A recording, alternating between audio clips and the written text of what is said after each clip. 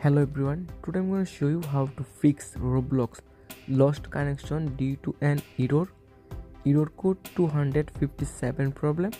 Okay, let's start the video. Now follow my all steps. I have solved the problem. Now first open your phone setting,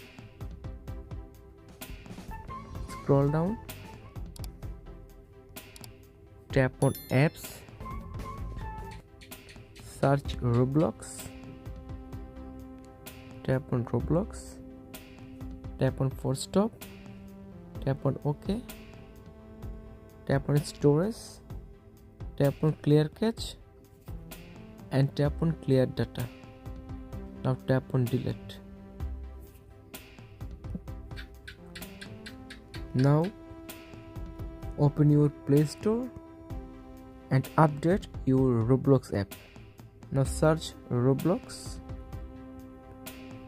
tap on Roblox. Finally, Roblox app is updated. Now restart your device, tap on restart. After restart your device, open Roblox.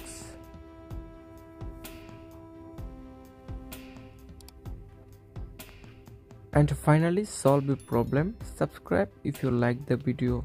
Thank you so much.